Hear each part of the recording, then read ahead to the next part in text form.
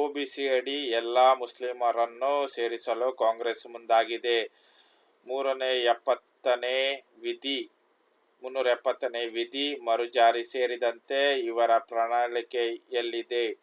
ಹನುಮಾನ್ ಚಾಲೀಸ್ ಹಾಕಿದವರನ್ನು ಜೈಲಿಗೆ ಹಾಕುವುದು, ಹುಬ್ಬಳ್ಳಿ ಡಿಜೆ ಹಳ್ಳಿ, ಕೆಜೆ ಹಳ್ಳಿ ಗಲಭೆ ಮಾಡಿದವರನ್ನು ಬಿಡುಗಡೆ ಮಾಡುವುದನ್ನು ನೋಡಿದರೆ ಕಾಂಗ್ರೆಸ್ ಪಕ್ಷವು ತುಷ್ಕರೀಕರಣದ ಪರಾಕಾಷ್ಠೆ ತಲುಪುವುದನ್ನು ಸ್ಪಷ್ಟವಾಗುತ್ತದೆ ಎಂದು ಪ್ರಹ್ಲಾದ್ ಜೋಶಿ, ಕೇಂದ್ರ ಸಚಿವರು ಹೇಳಿದ್ದಾರೆ. ಸುದ್ದಿಗಾರರೊಂದಿಗೆ ಮಾತನಾಡಿದ ಅವರು, ಇಂಡಿ ಒಕ್ಕೂಟಕ್ಕೆ ನಾಯಕತ್ವ ಇಲ್ಲ. ಬಿಜಾಪುರ, ಬಾಗಲಕೋಟೆಯಲ್ಲಿ ಒಂದು ಗಾದೆ ಮಾತಿದೆ, ಕನಸಿನಲ್ಲಿ ಹೋಳಿಗೆ ತಿನ್ನುವುದಾದರೆ ತುಪ್ಪ ಎಷ್ಟು ಬೇಕೋ ಅಷ್ಟು ಹಾಕಿ ಎನ್ನುತ್ತಾರೆ.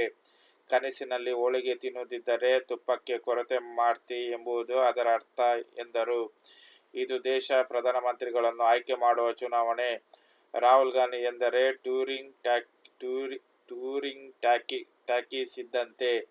ಕೇರಳದಲ್ಲಿ ಸ್ಪರ್ಧಿಸಿದ್ದು ಅಲ್ಲಿಗೆ ಜನತೆ ತಿಳಿಸದೆ ರಾಯಬರೇಲಿಯಲ್ಲೂ ಸ್ಪರ್ಧಿಸುತ್ತಿದ್ದಾರೆ ಎಂದು ವ್ಯಂಗ್ಯವಾಗಿ ನುಡಿದರು.